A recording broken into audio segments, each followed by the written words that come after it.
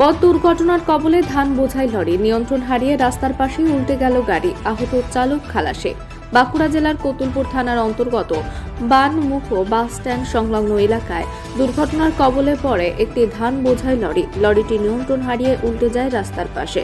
ঘটনায় আহত হয় লরির চালক ও খালাসি, যদিও প্রাথমিক চিকিৎসার পর তাদের ছেড়ে দেওয়া হয়। স্থানীয় সূত্রে জানতে পারা যায়, একটি ধান বোঝাই লরি বিষ্ণুপুর থেকে আরামবাগের দিকে যাচ্ছিল। ঠিক তখনই কতুলপুর থানার বনমুখো বাস স্ট্যান্ড সংলগ্ন এলাকায় অপর দিক থেকে একটি পিকআপ ভ্যান আসে দ্রুত গতিতে লরির সামনে। পিকআপ ভ্যানকে বাঁচাতে গিয়ে ধান বোঝাই লরিটি রাস্তার পাশেই উল্টে যায়। ঘটনায় আহত হয় লরি চালক ও খালাসি। তড়িঘড়ি ঘটনাস্থলে আসে কতুলপুর থানার পুলিশ। আহত দুজনকে নিয়ে যায় কতুলপুর গ্রামীণ হাসপাতালে। সেখানে প্রাথমিক চিকিৎসার পর তাদের ছেড়ে দেওয়া হয়। পিকআপ ভ্যানটিকে আটক করেছে কতুলপুর থানার পুলিশ। বাঁকুড়ার কতুলপুর থেকে শেখ সফিকের রিপোর্ট। বলছি কিভাবে এই দুর্ঘটনা ঘটলো? মোটামুটি ওই ভোর 4টের দিকে আমাদের আরামবাগ দিকে যাচ্ছিল এই লরিটি, এবং আর কতুলপুর দিকে যাচ্ছিল একটা পিকআপ ভ্যান।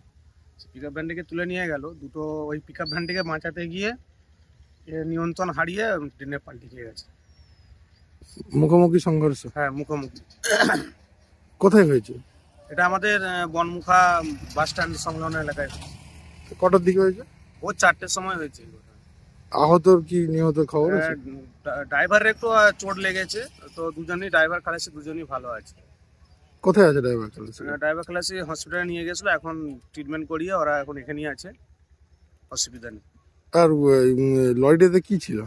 লরিটাতে ছিল ধান বোঝাই, মানে একদম ফুল ধান লোড ছিল। এটা ব্যাঙায় খালি হতো, যেটা শুনলাম ব্যাঙায় খালি হতো। হতে দুজন। হুম।